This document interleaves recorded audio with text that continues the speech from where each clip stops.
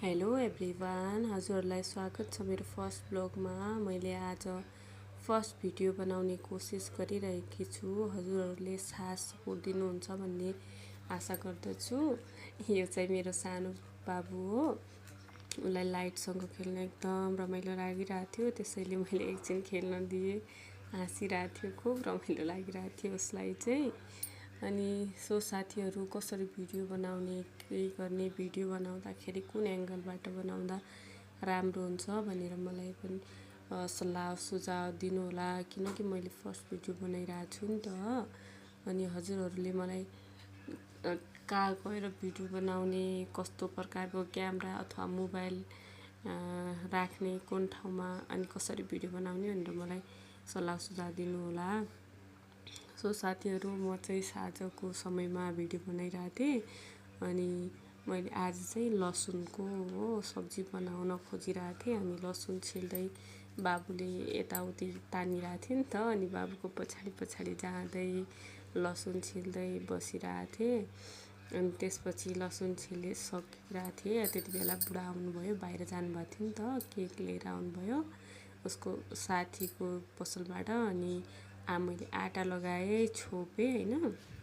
त्यसपछि बाबुको लागि दुध थिएन, दुध लिनुपर्ने थियो। अनि हाम्रो लागि पनि दही लिएर आउनुपर्ने थियो।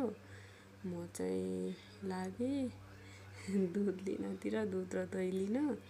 अनि बाटोमा जाँदै थिएँ। अनि त्यसपछि उता डेरीबाट दुध र दही लिएँ। अनि लिएर घरतिर फर्किएँ साथीहरू। अनि फर्किएपछि लसुन, अघि केलाएको लसुनलाई गिलासमा हालेँ।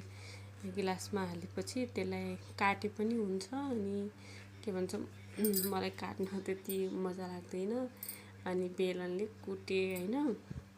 त्यसलाई कुटेपछि मस्त कुटेँ। अनि त्यसपछि चाहिँ अघि लिएको दहीलाई एउटा डिब्बामा हालेँ। अनि मोही पार्ने लिएर आएको थिएँ मैले, त्यसले आरामले मोही बनाइदिएँ। कस्तो मजा आउँछ कि मलाई यो गर्न चाहिँ। अलिकति पानी हाल्ने होइन।